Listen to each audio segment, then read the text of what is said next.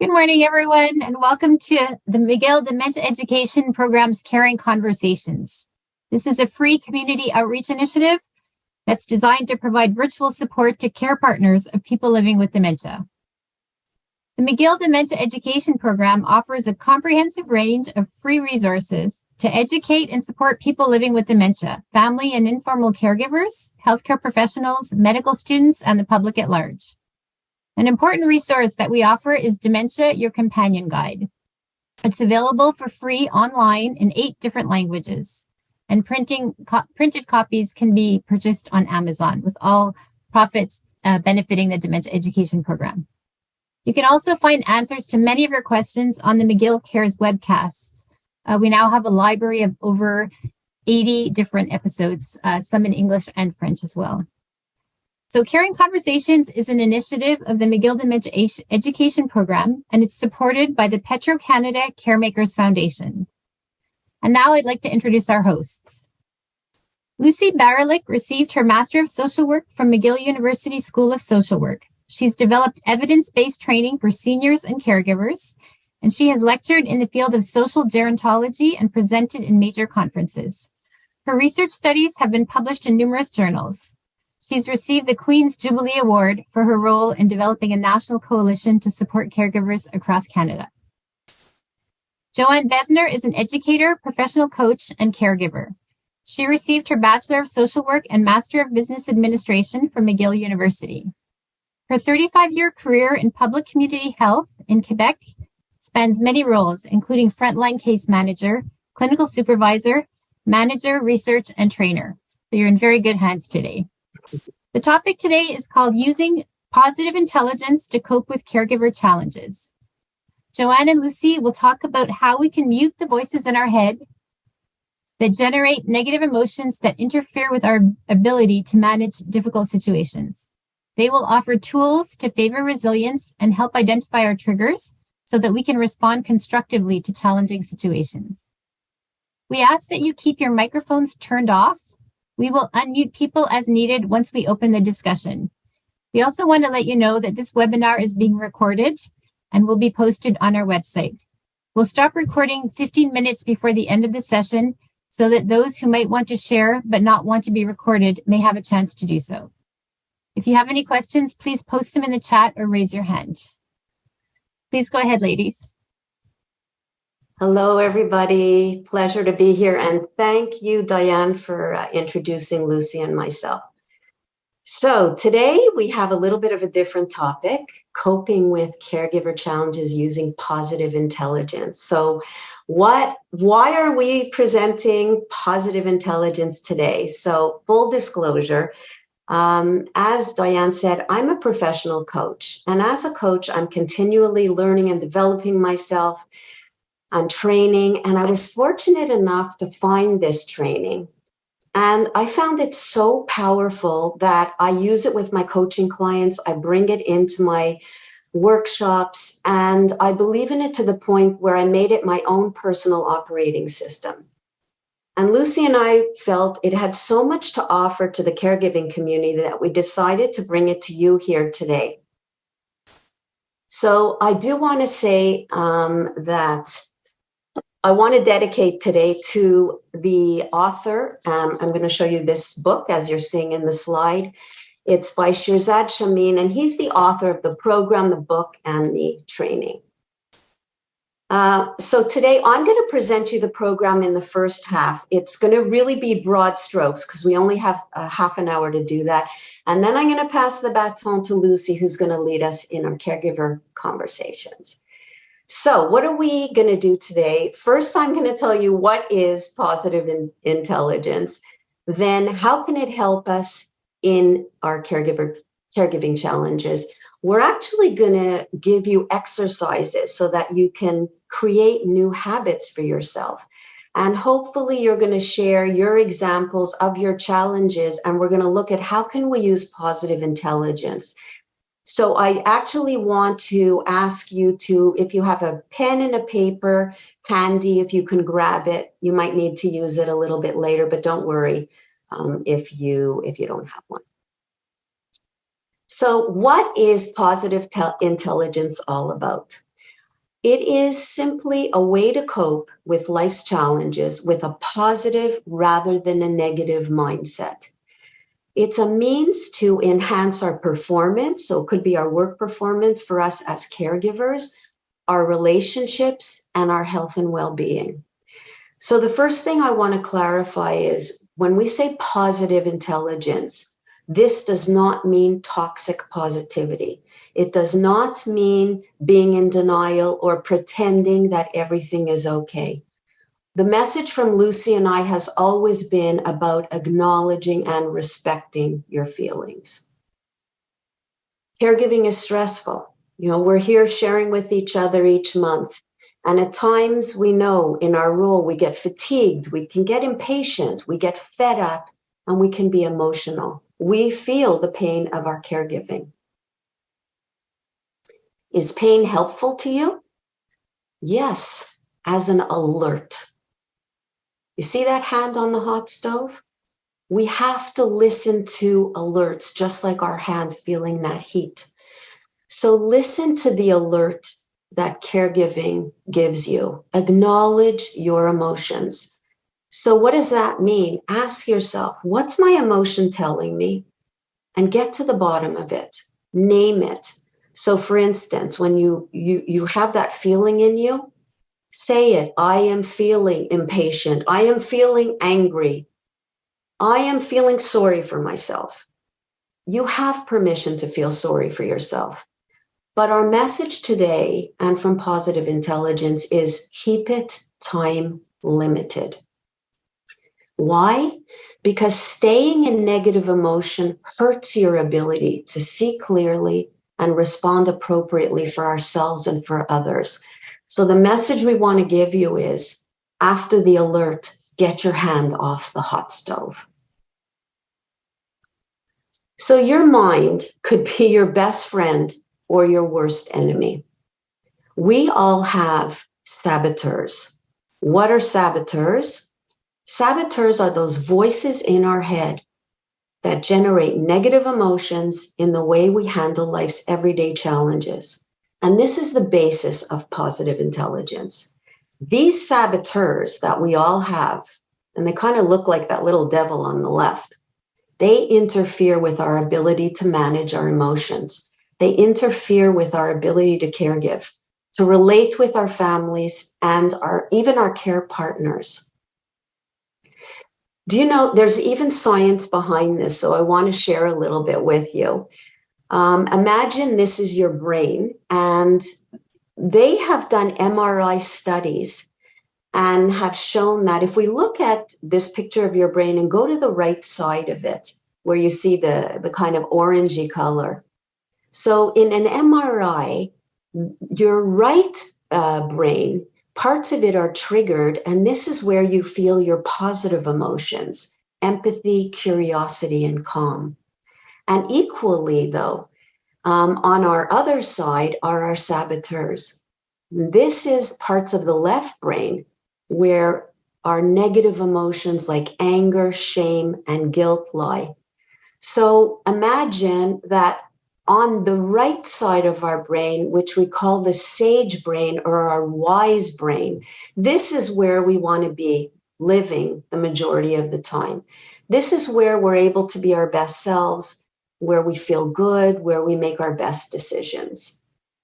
So when we face life's challenges, and we're going to be learning this today, we want to be able to face them with our sage brain. Now, I know I'm introducing some new concepts, so I'm just wondering if this is clear enough. So if anybody has any questions before we move on, please raise your hand or put it in the chat, and I'll be happy to stop. So if there are no further questions, we're going to go on. I'm going to introduce you to our saboteurs. So meet the saboteurs of positive intelligence. These are 9 different characters, and they mess with our minds. These saboteurs swoop in and they trigger us. But I want, or it's important for you to understand that these are not defects in you, and they actually come from your greatest strengths. So when we overdo our greatest strengths, that's when they become obstacles to us. And I'll be explaining this a little further. So it's at this point where if you have that pen and paper, I'm going to invite you to jot down, because I'm going to introduce you to these 9 saboteurs, these characters that we all have that influence us. And as I go through them, I want you to see if you recognize any of these that might be influencing you. And I'm going to share which ones that speak to me. And I've asked Lucy to do the same. So when you see me raise my hand, you'll see that I have some of those as well. So the first one is the controller. And the controller has this need to take charge and control situations and people's actions to one's own will. Okay, I have that one. Hyperachiever, dependent on constant performance and achievement for self-respect, self-validation, sometimes called a workaholic. I'm guilty here. Restless, constantly in search of greater excitement in the next activity, the next thing, constant busyness, rarely at peace with the current activity. Could this be you? Stickler, perfectionism and a need for order and organization, but taken too far. Sometimes this is me too. Pleaser, indirectly tries to gain acceptance and affection by helping, pleasing, rescuing, or flattering others. Loses sight of own needs and can become resentful. So I just want to mention here, pleaser is a big saboteur that we find in those in the helping profession and in caregivers who help others. So you might recognize a pleaser saboteur in you. Hypervigilant, continuous intense anxiety about all the dangers and what could go wrong. The avoider, focusing on the positive and pleasant in an extreme way, avoiding difficult and unpleasant tasks and conflicts. Victim, emotional and temperamental to gain attention and affection. Extreme focus on painful feelings. Could this be you? Hyper-rational. This is our last one. And if you have the hyper-rational saboteur, you might feel an intense and exclusive focus on the rational processing of everything, including relationships. So these are when people focus on the facts less than emotions. So I'm wondering if you're recognizing any of these characters in yourself. Did somebody want to say something? Oh. So then, though, we go on and there's the judge. Now, the judge is the nastiest of all the saboteurs. The judge finds fault with ourselves, with others, and circumstances. And it's the judge that causes most of our disappointment, anger, regret, guilt, shame, and anxiety. So I want to share with you that I have myself a very, very strong judge. That judge sits on my shoulder and whispers in my ear and tells me, Joanne, you're not good enough. Joanne, you didn't do well enough. My judge is so strong that actually I named her, and she's called the Wicked Witch, and you can see the picture on the slide, but I also made a little facsimile model of her. This is my Wicked Witch that is homemade, and she sits on my shoulder as maybe you have a judge that sits on your shoulder and tells you you're not good enough. So the reason I made this is because when my judge is really strong, I sit her in my desk, and when I'm feeling it, I kind of look at her and I say, get lost, go away, I'm good enough, stop judging me, stop telling me that. So the judge tells us that, hold on, I'm going to just switch. The judge tells us, of course, usually our judge is hardest on ourselves. But the thing is, when we're hard on ourselves, we're very often judging others and very hard on others as well. But the third piece, which people maybe don't realize, is we also judge circumstances. And we say to ourselves, I can't be happy until something happens. So maybe you felt like this in the pandemic. I can't be happy until the pandemic is over. And if you think about it, that's a long time to be unhappy, because it lasted several years and we're still in the post of it. But can you relate this to caregiving? Do you ever say to yourself, I don't think I can be happy until caregiving is over? And caregiving can be a long journey. It can be very satisfying as well. So we want to be very careful about feeling like we can't be happy while we're caregiving. Joanne, I thought there were some posts on the chat box. Do you want to just have a look at them for a minute? Yeah, I can't see them, so I would need somebody to share them with me. Yeah, we just have one of our participants today agreed that she has the judge. I think many of us have the judge mode. And there was a question about whether this session will be recorded. So I shared the link in the chat to the website where you can watch this recording in a week, and you can watch the previous 6 recordings of the caring conversations that have taken place. Yeah. And I just want to say to the person who acknowledged their judge, thank you very much for joining me. I appreciate that. And I'm sure many people are feeling that. So, we all get triggered. Give me one sec, sorry. I guess my throat is being triggered. We all get triggered and experience negative feelings like the anxiety, the fear, the guilt, and the shame. But can you imagine, what if we learned to use those triggers and negative emotions to alert us rather than getting hijacked and diving deep into those negative emotions? What if we were able to transform these alerts into opportunities to grow our mental muscles in order to handle life's challenges with a positive versus a negative mindset? So this is the whole idea of positive intelligence and why we're presenting this today. Because we can. And I'm going to go back to the neuroscience of this.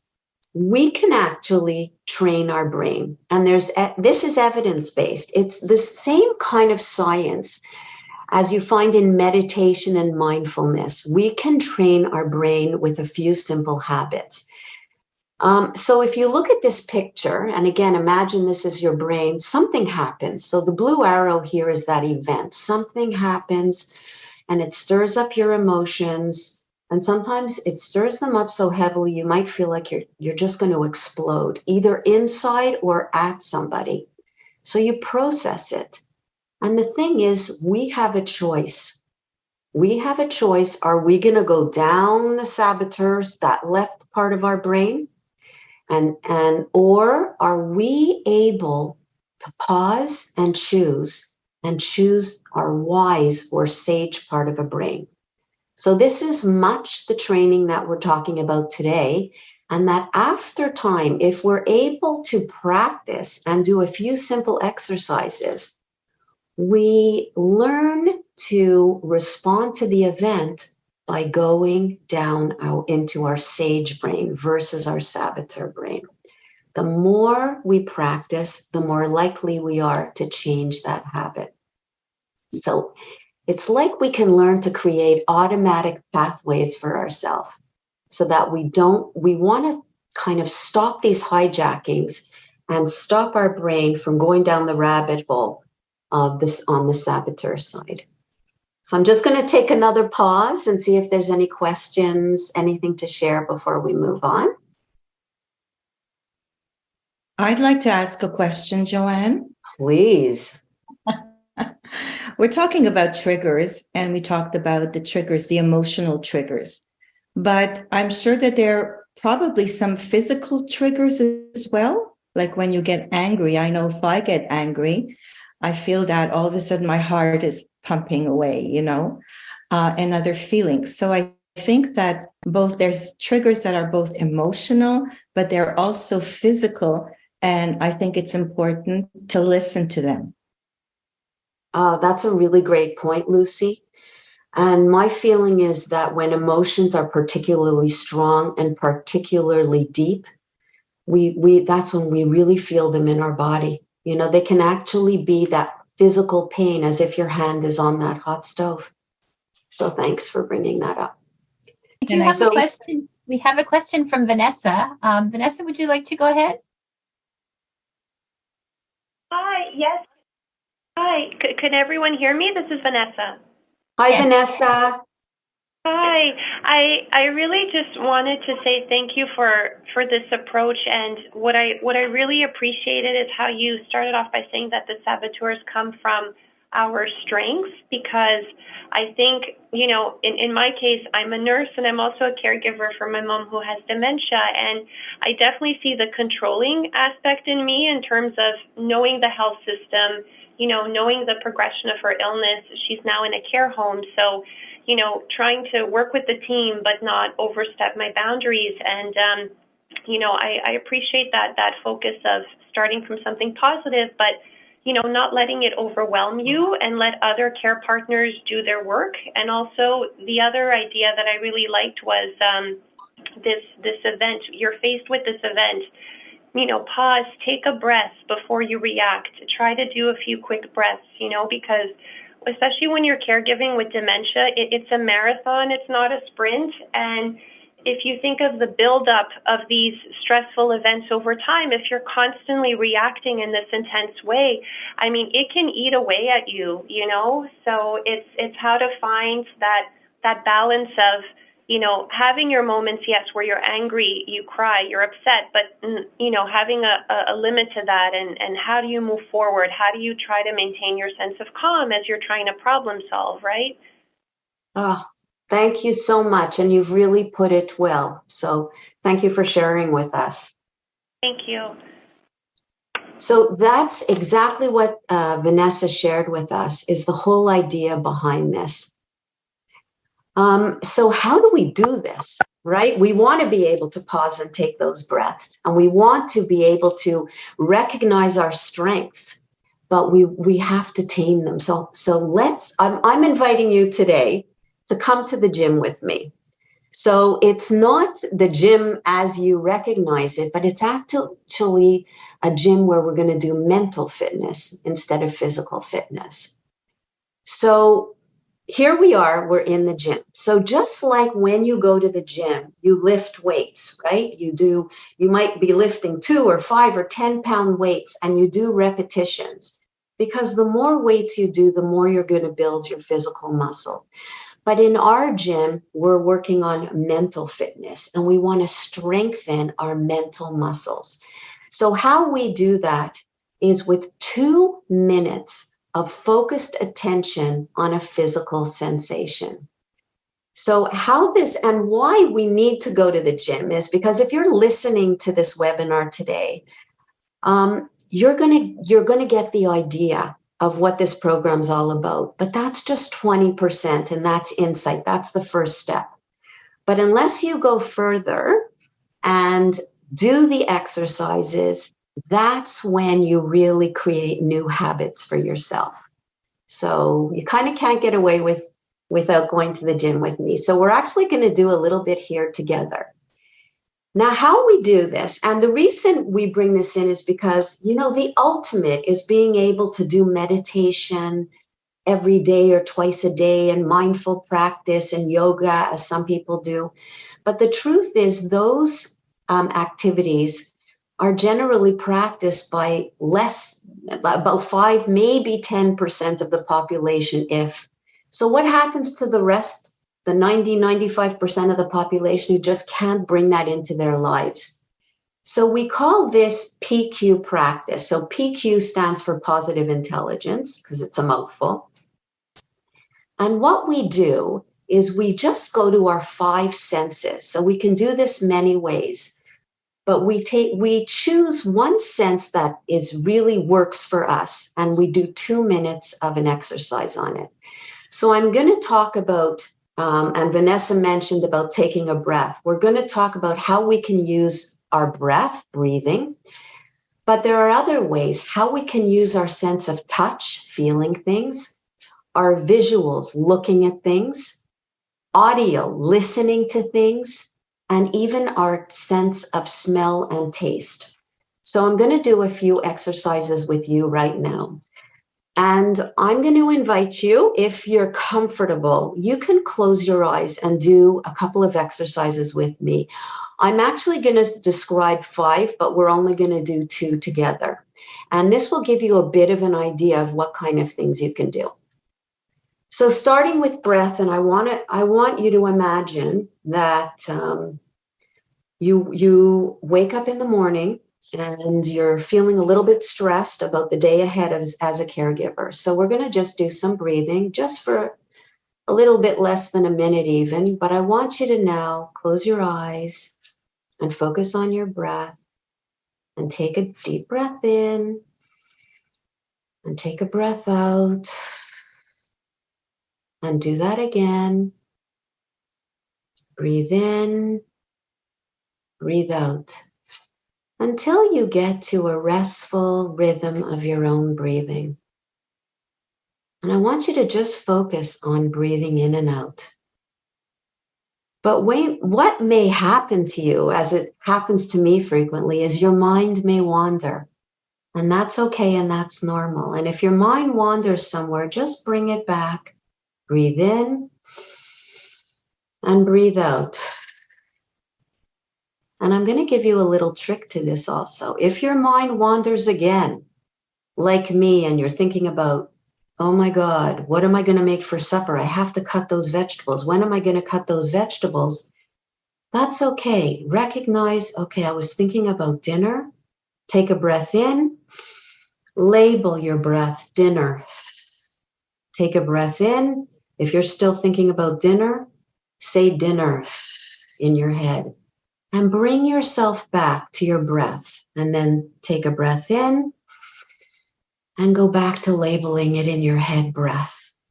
So that's a bit of an idea of how we take breath and just focus very physically on that sensation.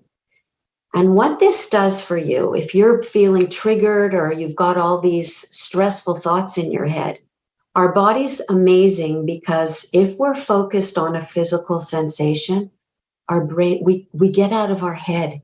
We can't be in our thoughts if we are choosing to be in that physical sensation. So breathing is one type of an exercise. Touch is another one. And you can do this a few ways with your fingers. You can simply take 2 fingers and rub them gently together and feel the ridges of your fingertips. One I really like is with the palm of our hands. And you can just rub the palm of your hands up or down and feel the sensation when you get to your wrist. Feel the sensation of your palm. Feel your fingertips going back down again and all the ridges. So this is a favorite of mine. Or you can just even take a very soft pillow and feel the sensations of your pillow. Feel the ridges, the temperature, the texture, the sensation, the material. So that's a way you can use touch. Visually, you can choose an object to look at. So let's say I'm looking at even a pen. And I may have looked at this 100 times, but I'm just taking a time out and I am focusing on the pen.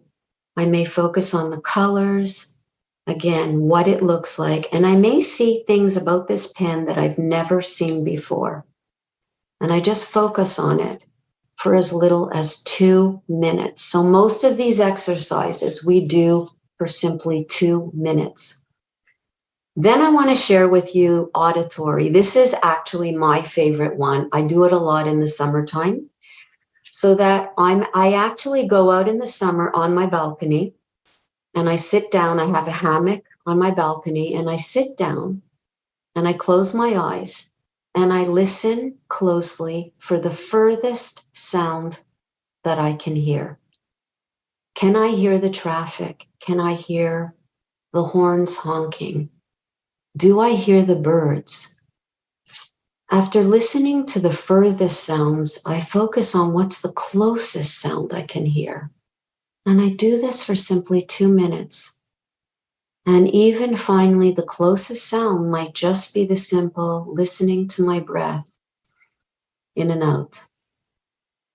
And finally, you can use your center taste with putting a piece of food, putting it in front of you, smelling it, putting it to your lips, feeling the texture, tasting the smallest bit on your tongue, swirling it in your mouth gently, tasting it, feeling the texture, the temperature, and the sensation of tasting and then swallowing. Again, just reminding you, your mind may wander, but that's okay. Just bring yourself back or label it. So again, I'm just going to take a pause. And are there any questions here before we move on?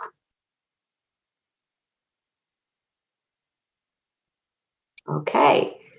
So now that sorry, go ahead. Sorry, there's no questions in the chat right now. Okay. So when do we do these 2-minute exercises?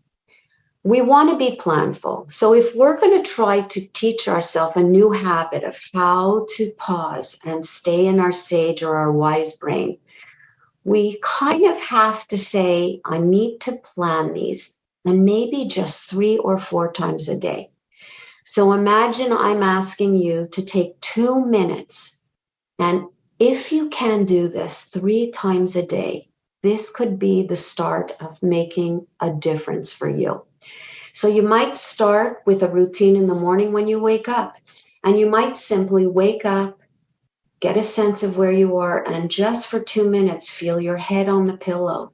Maybe you want to use your sense of touch and feel the smoothness of your blankets, your sheets, and the texture of your bedspread. So that's your first 2-minute focus, and you wake up having at least brought yourself into your sage, your wise brain.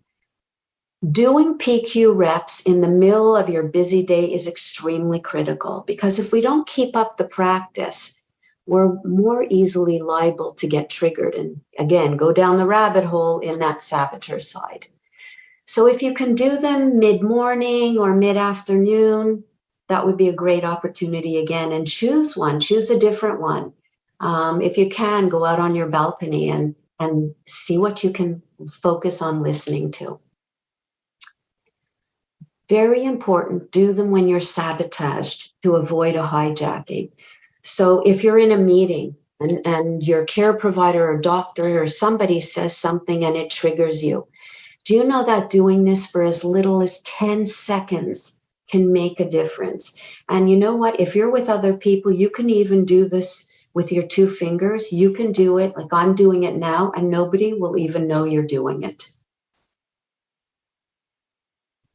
So the question about this practice of positive intelligence is, who's in charge of your emotions? Actually, you are.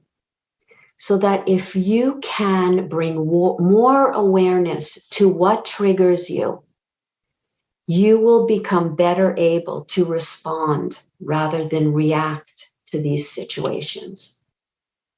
So I want to bring you to, I guess, why this PQ approach really attracted me is because it's so simple. And there are 4 steps you need to remember to make this part of your life. 1, if you're feeling those negative emotions, stop. Just recognize you're in saboteur mode. 2, take a pause, take a breath, do some PQ reps to quiet the saboteurs and activate your wise brain, your sage, so that you can get yourself in a calmer place. 3, you need to believe that every problem or situation can be converted into an opportunity to grow. This might not happen right away, but we have to believe that there is a positive side to doing this. It's going to bring something to us. And 4 is that we generate the gift by going into our wise brain. Every time we do that, we build our mental muscles, using empathy for ourselves, using all those positive emotions like curiosity and calm, clear-headed action. The more we do that, the more we build that ability to go into that part of our brain. The more we go to the other side, the more we give strength to our saboteurs. So that's it in a nutshell, just the broad strokes, because obviously this is a training program of many, many hours. But the question is, how can positive intelligence, these exercises and this approach, how can it help us in dealing with our caregiver challenges? So this is where we want to go into our caring conversations today. And here's where we're going to start and turn it over to you, the audience. So I want to ask you to start thinking about a situation you have. I'm just looking at the time because we have one example, Lucy and I, of a situation that Lucy really went through. And we wanted to share that one in positive intelligence. So Lucy, are you ready for me to turn it over to you and go to your experience? Yes, for sure. First of all, I want to share with all of you that I was a caregiver for my mother for over 10 years. I am an only child. I was working full time and had my own family. So we didn't have any other family members in Montreal. So I was the sole caregiver. So as you see, my mother had many issues, medical and some cognitive as well. So a CLSC nurse asked me to come and visit her because she wanted to I didn't know that at the time, she wanted to teach me how to give my mother insulin shots because she became diabetic. So I went to my mother's house and there was the nurse and she starts talking about training me. What I want to share with all of you is that, and this is the truth, I faint myself when I have to give blood. Okay. It's something that happens a lot of times for me. So just keep that in mind. So I'm with that headset and I'm just looking at her and I'm just feeling like I'm shocked because no one asked me if I was able to do that. Do I have the time to do that? And all of a sudden I got triggered. There were so many, as she's talking, I feel myself being overwhelmed. I'm afraid also because what does she want me to do? I'm afraid of, will I hurt my mother? Will I faint? And then another really strong emotion came into play, and that was I became very angry. Yeah. Lucy, thanks for sharing your emotions. And, we were looking back together on this incident and thinking we chose this one because we are thinking that some of you in the audience today rely on home care and rely on nurses and organizations. And we know they're so short-staffed that often they're coming in to train us, just like they came in to Lucy as the caregiver and didn't even ask her anything. So naturally, Lucy, you got triggered. And what I want to ask you the question, what could have happened or what did happen when you got triggered? What was your response? How did you react? I have to be honest, I was so taken aback that the first thing that came out of my mouth was no. Yeah, good for you. I was just in shock. But I have to tell you that I looked at her face and I could see how, she was shocked that I said no. And I could almost see that she was judging me. And what happened was I kind of all of a sudden, and don't forget, I was working in the healthcare system at that time, not only being a frontline workers and working with caregivers, but managing departments. And the other thing that happened, that triggered, was I became embarrassed. Wow. So, I'd like to just take our PQ approach and see how we could apply it to your situation. So the first one was you were triggered, and we say, you recognize you're being triggered, stop. And I can imagine, the way you said no was your reaction. Some caregivers might go in deep inside and, like you said, feel shame, embarrassed, I'm feeling judged, feel these awful emotions. But somebody else could just blow up.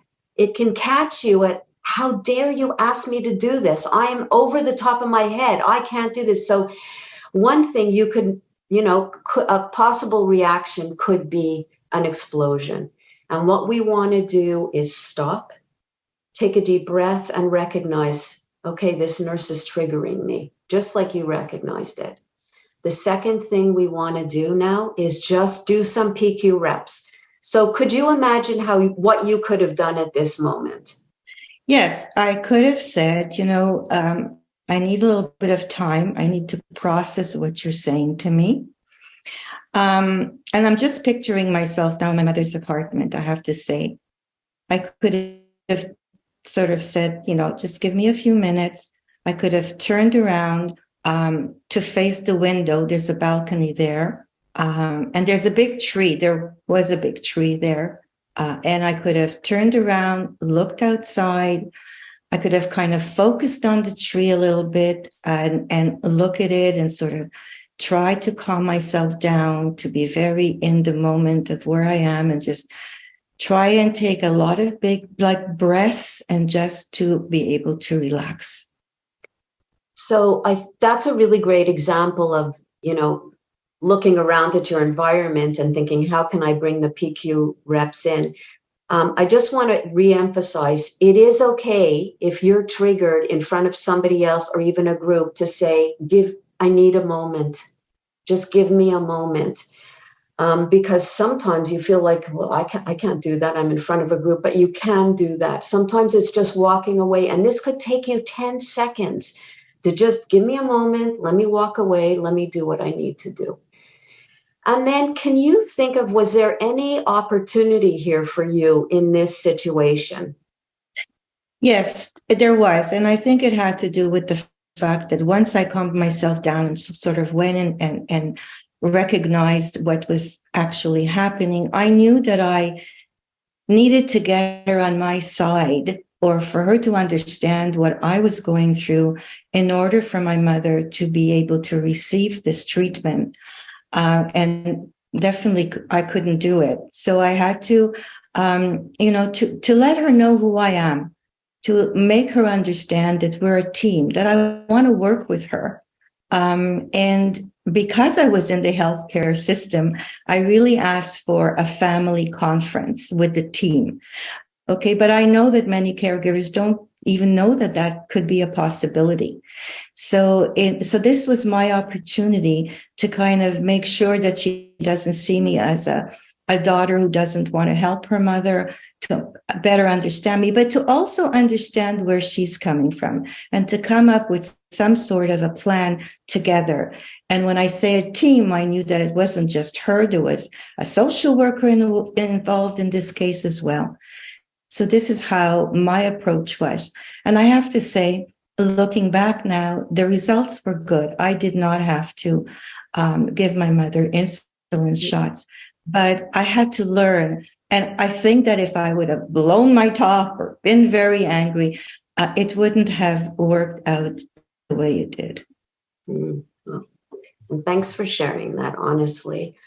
I guess the point is, this nurse came in and really wasn't seeing you, but I think you're sharing, or I hear you sharing, that it was an opportunity to really work on that relationship because, yeah, like you said, she's part of your team. So this is just an example, and really we have others, but really at this point, Lucy, I want us to hear from our audience, so I'm just passing the baton to you to lead the caring conversations, and I'm going to stop sharing at this point. We do have a couple of people in the chat who have some questions and comments. So perhaps we can start with Hedy. Please go ahead, Hedy. And here. Can you hear me? Yes, now. Sorry. Hello. Hi. I don't know where I went. I just I'm supposed to be on camera. Anyways, hi. Hi. Hi. So I've been meditating for about 50 years, and it's not really working for me right now, but I do have to remind myself. So my situation is I'm taking care of a woman who's 100 years old, who has just been diagnosed with advanced dementia. Her 3 children have abandoned her. They are estranged from her. As far as the eldest, 25 years. The youngest abandoned her a year ago. So I am a very close friend of a member of that family, extended member.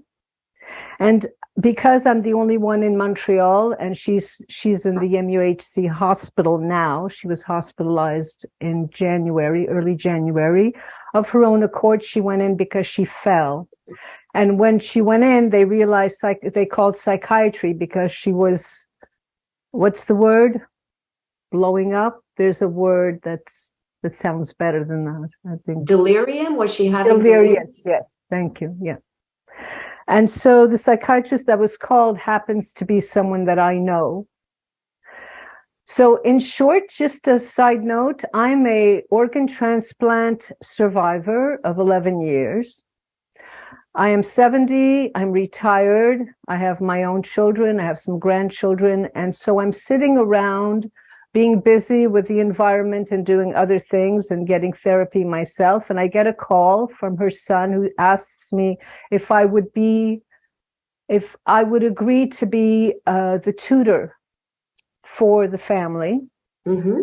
And if I would be willing to look after his mother while she's in the hospital. I answered, I will try. I know his mother from a long time ago. I've had many dealings with her.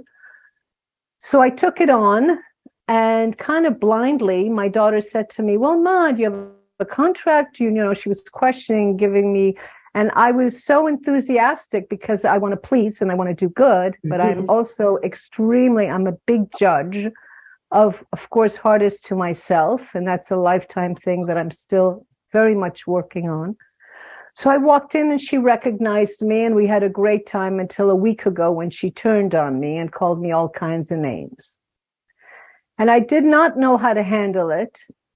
And another side note is she was just moved to another hospital while we're waiting for a bed in a long-term care home.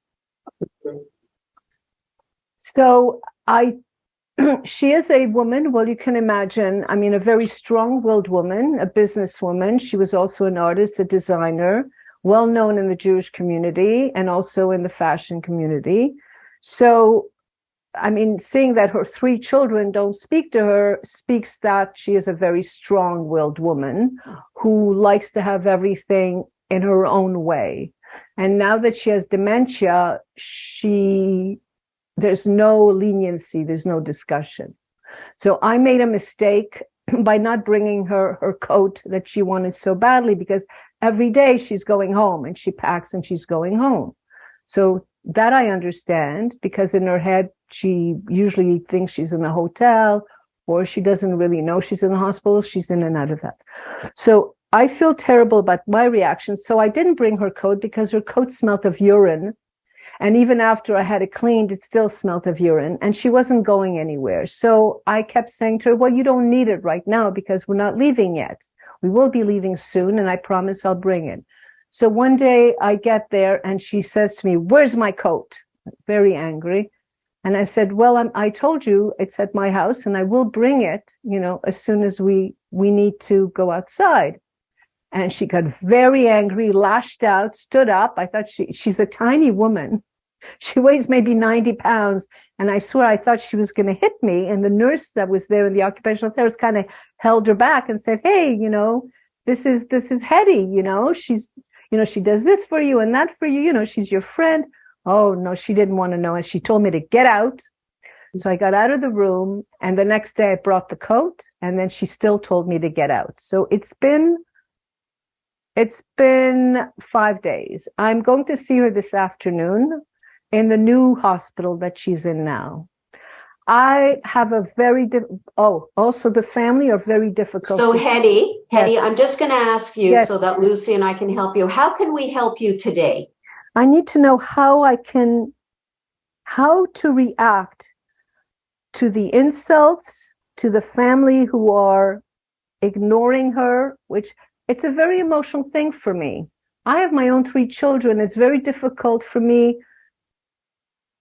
to accept that her children are talking to me. They're not talking to their mother. They've literally abandoned her. They're waiting for the will to come, and then they'll show up. So I need to know, how do I handle myself so that I don't get emotionally involved? It's not my family. And that when she reacts the way she did, I mean, she's like a little child, and I'm not doing well. Okay. I mean, the thing with the coat, I did something, there's something that went wrong, and then I reacted by not going, because, I mean, I'm still bringing her the things she needs, and I'm washing her clothes, but I'm afraid I don't want to jar her. I don't want to make her angry and for her to be overly excited. Hetty, I'm really listening to you, and I hear you. So there's two things on the table. You want to know how to react to the family. So you said that, we're looking at the judge. Jump in anytime, because you're the expert, Joanne. First of all, if you recognize that you're judging the family, they aren't your family. And you really have to think about that. Why is that making you so angry? And I think those exercises to alleviate that feeling that you're having towards them, they're just taking up a lot of energy that you need to focus in other areas. So if at all possible, by practicing what you learned today, and it'll take time, put that as a number one thing that you have to stop really thinking about them or judging them, because they may have their own reasons why they're behaving towards their mother as they are. Okay? Number two, when you go to see her, and I can tell you right now, anyone who's delusional or has experienced dementia or experienced delirium, I've had that happen with one of my best friends, who literally told me to get out of the hospital room. You can't win with them. There's nothing that you could say at that point. It's about yourself. You have to practice what you learned today. And I know it's a crash course, but it was amazing, because it's sort of very, you'll have all the slides, and you could listen again to it. You have to really look at that, as I had to with the nurse. You have to take, as soon as it's triggered, take some time off. Don't answer her. Don't say anything. Start breathing and start all those steps just to see, because you're not going to win with her. I know. It's about, I'm not trying to win. No, that's what I'm trying to say. It's not about her. She's not going to change. I don't know if you have anything else to add, Joanne. No, thank you. Lucy said it very well. The only other thing is just to have empathy for yourself. Be kind to yourself. That can help others. That can help yourself too. And the more empathy you can have for yourself, the more you can have for your care receiver and family. It's a tough one, Hetty. And honestly, I would invite you. We're doing something different today. After the presentation, we're going to take an extra 15 minutes for anyone who wants to stay later and continue chatting, and we're turning off the recording. But I do see in the chat there was Vanessa who asked to please make a comment also. So thank you, Hetty. Vanessa, would you like to talk again? Yeah, yes, definitely. Thank you so much. I wanted to make a comment because my perspective is both as a healthcare professional, as a nurse, and as a caregiver. So I just wanted to say this, if it could be helpful to you, Hetty, or to any of the other people out there who are caregivers. When you're working with a team, a healthcare team who's looking after your friend or your loved one with a cognitive disorder, really look at them as your team, as your allies, and be honest. If you're feeling overwhelmed, don't let them assume that you're going to take on a new care task, if this is what they're asking you. I'm thinking of the example you gave, Lucy, where there seemed to be this assumption that, of course, you're going to take this on, the teaching and the injection and so on.